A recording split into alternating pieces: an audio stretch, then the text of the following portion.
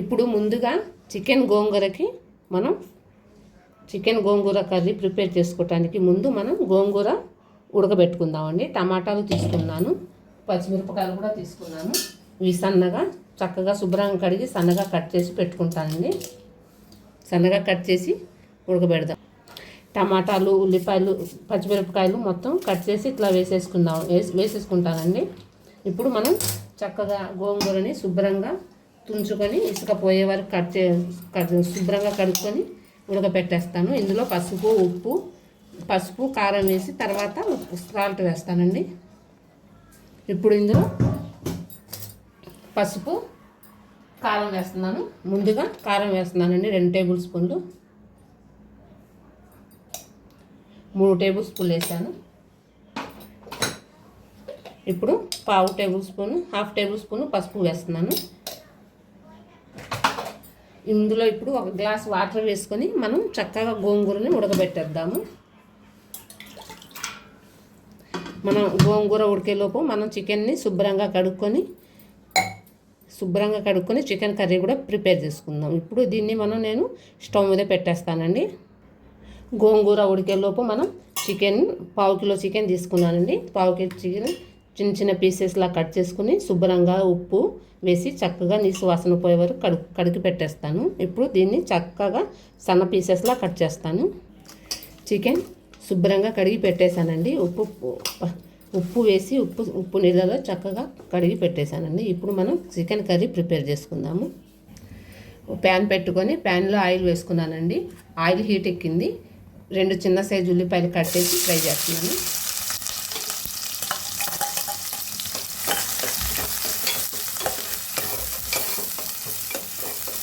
ఇది చక్కగా మనకి గోల్డెన్ కలర్లో వచ్చే వరకు మనం ఫ్రై చేసుకుందామండి. ఇప్పుడు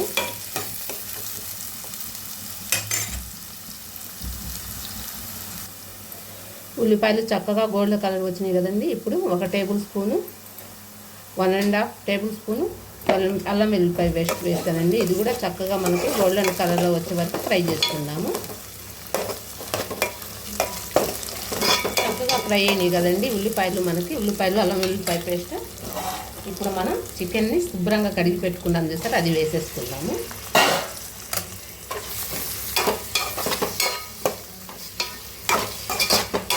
చక్కగా కలిపే వరకు పెట్టుకుందామండి. ఇప్పుడు ఇందులో 2 స్పూన్స్ సాల్ట్,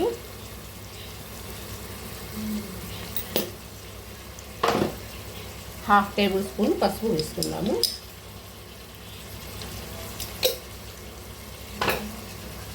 దీన్ని కూడా చక్కగా కలుపుకొని మనం సిమ్లో పెట్టుకుందాము. మీడియం మంట మీద పెట్టేద్దామండి. ఒక 5 మినిట్స్ మీడియం మంట మీద పెడితే మనకి ఇంకా నీరు వేయకోకుండానే చక్కగా వాటర్ రిలీజ్ అవుతుంది. చూసాక తెలుసుగా మనకి చక్కగా వాటర్ రిలీజ్ అవుతుంది. ఇప్పుడు ఇందులో చిన్న సైజు బుడ్డి టమాటాలు 3 వేస్తున్నానండి. ఇవి చక్కగా శుభ్రంగా కడిగానండి. ఇప్పుడు కట్ చేసి వేస్తాను. ఇందులో వేసాను కదా టమాటాలు 3 టమాటాలు చిన్నవి కట్ చేసి చిన్న పీసెస్ లాగా వేసాను ఫ్రెండ్స్. ఇప్పుడు ఇందులో కారం వేస్తున్నాను.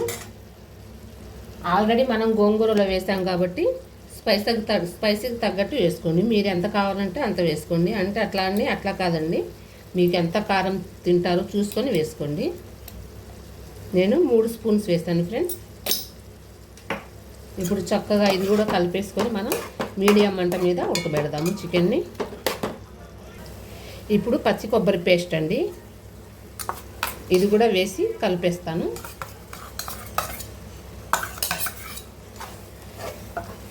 ఇంకా వాటర్ ఏమి వేస్తాం అవసరం లేకోకుండా ఇంకా ఇప్పుడున్న ఈ ఆయిల్లో ఈ గ్రేవీలో ఈ ఆయిల్లోనే మనం చికెన్ని చక్కగా మగ్గనిద్దామండి.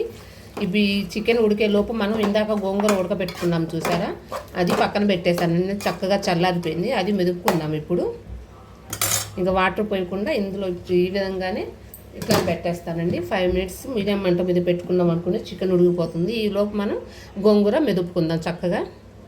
చూసారా ఫ్రెండ్, గోంగూర కూడా చక్కగా ఉడికిపోయింది. ఇందులో 1 టేబుల్ స్పూన్ చాలండి, ఎందుకంటే మనం చికెన్లో వేసుకుంటాం కదా. మళ్ళీ ఉప్పు ఎక్కువ అయిందనుకోండి బాగోదు. తక్కువ ఉన్నా మళ్ళీ కలుపుకోవచ్చు, కానీ ఎక్కువ ఉందనుకోండి ఇబ్బంది పడాలిగా. చక్కగా మెదుపుకుంటానండి దీన్ని. ఇప్పుడు నేను చూసారా ఫ్రెండ్, చక్కగా మెదిపేశాను. ఇప్పుడు చికెన్ ఎంతవరకు వచ్చిందో చూద్దామా. చూసారు ఫ్రెండ్స్, చక్కగా ఉడికిపోయింది చికెన్, గ్రేవీ కూడా చక్కగా ఉంది. ఇప్పుడు పిరికెడు కొత్తిమీర వేసుకుందాము. ఇందాక మనం మెదిపాము చూసారా గోంగూర, అది కూడా వేసుకొని ఇందులో కలుపుకుందాము. అంతే ఫ్రెండ్స్, ఎంతో ఈజీగా మనం తయారు చేసుకునే చికెన్ గోంగూర కర్రీ.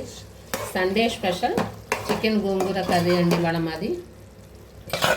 ఇప్పుడు వరకు ఇంకొక మాట చెప్తాను, ఇప్పుడు వరకు నా ఛానల్ ఎవరైనా సబ్స్క్రైబ్ చేసుకోకపోతే ప్లీజ్ ఫ్రెండ్స్ సబ్స్క్రైబ్ చేసుకోండి, లైక్ చేయండి, మీ ఫ్యామిలీ మెంబర్స్కి షేర్ చేయండి. కొత్త కొత్త రెసిపీస్తో మేము ముందుకు వస్తాను. ఇది చక్కగా మనం ఇంకొక 5 మినిట్స్ ఇంకా పెట్టుకున్నాం అనుకోండి, చక్కగా ఉడుకుతుందండి. ఒక 5 మినిట్స్ మీడియం మంట మీదే పెట్టుకుందామండి, హై మంట మీద అస్సలు పెట్టుకోవద్దు. ఇప్పుడు 1/2 టేబుల్ స్పూన్ ధనియా పౌడర్ వేసుకుందామండి.